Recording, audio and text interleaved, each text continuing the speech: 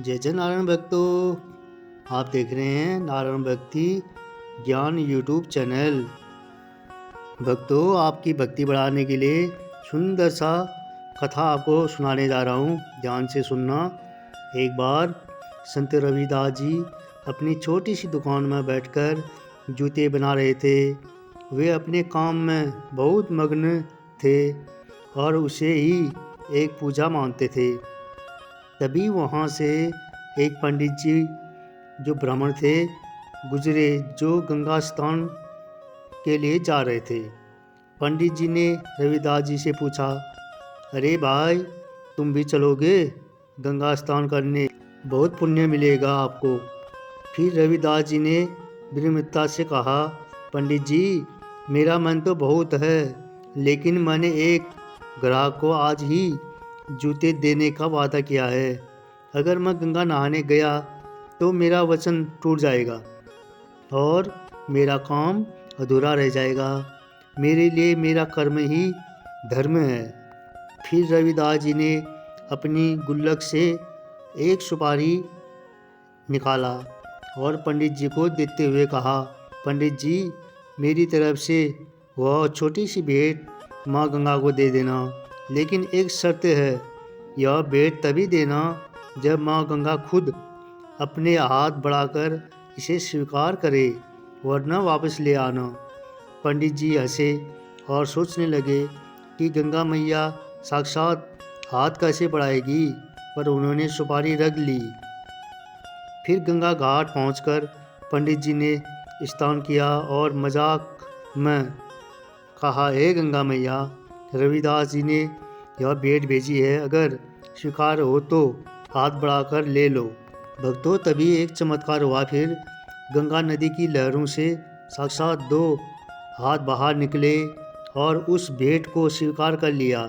बदले में गंगा मैया ने पंडित जी को एक सोने का कंगन दिया और कहा, यह मेरे भक्त रविदास को दे देना। फिर पंडित जी के मन में लालच आ गया। उन्होंने वो कंगन रविदास जी को देने के बजाय राजा को दे दिया ताकि इनाम मिल सके। रानी को वो कंगन बहुत पसंद आया और उसने दूसरे कंगन की मांग कर ली। अब पंडित जी फंस गए, क्योंकि दूसरा कंगन तो था ही नहीं। राजा ने कहा, दूसरा लाओ, वरना सजा मिलेगी। फिर डरते हुए पंडित जी रविदास जी के पास पहुँचे और रोते हुए सच बता दिया।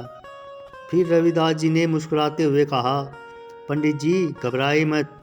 उन्होंने अपनी चमड़ा भिगोने वाली कटोती, मिट्टी या लकड़ी का बर्तन जिसमें पानी भरा होता है, में हाथ डालकर और माँ गंगा का आह्वान किया।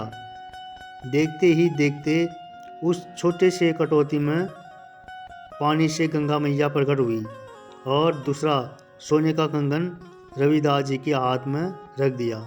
यह देखकर पंडित जी उनके चरणों में गिर पड़े। तब संत रविदास जी ने यह दुआ कहा, मन चंगा तो कटौती में गंगा। अर्थात यदि आपका मन पवित्र है और नियत साफ है तो तीर्थ जाने की जरूरत नहीं, ईश्वर आपके पास ही इस कटौती में भी आ जाएंगे। भक्तों, आपने रविदास की कथा सुन ली। अब दूसरी कथा, एक शिकारी का जहरीला तीर। एक शिकार निशाना चौका पर जा लगा एक हरे भरे विशाल वृक्ष में। जहर धीरे धीरे असर करने लगा और जो पेड़ कल तक जीवन देता था वही अब सूखने लगा। जैसे ही पेड़ कमजोर हुआ, उस पर रहने वाले सारे पक्षी एक एक करके उड़ गए। फल खत्म, छाव खत्म, तो रिश्ता भी खत्म। लेकिन एक बूढ़ा तोता वहीं बैठा रहा। दाना नहीं, पानी नहीं, फिर भी न उसने घर छोड़ा न साथ। पेड़ सूख रहा था और तोता भी उसके साथ सूख रहा था। फिर यह बात देवराज इंद्र तक पहुंची। वे खुद धरती पर आए और बोले, अरे तोते, ये पेड़ अब खत्म हो चुका है। न फल न पत्ते, जंगल में और भी सुंदर पेड़ हैं, क्यों व्यर्थ प्राण दे रहे हो? तोते का जवाब दिल चीर देने वाला था। उसने कहा, देवराज, मैं इसी पेड़ पर जन्मा, इसी की छाँव में पला बड़ा, इसके मीठे फल खाए।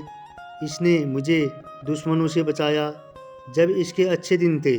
मैंने इसका साथ नहीं छोड़ा, तो आज इसके बुरे वक्त में मैं स्वार्थी बनकर इसे कैसे छोड़ दूं? जिसके साथ सुख भोगे, दुख में उसका साथ छोड़ देना, यही तो सबसे बड़ा अधर्म है। तोते की निष्ठा सुनकर देवराज इंद्र भी मौन हो गए। वे प्रसन्न हुए और बोले, वर मांगो, क्या चाहते हो?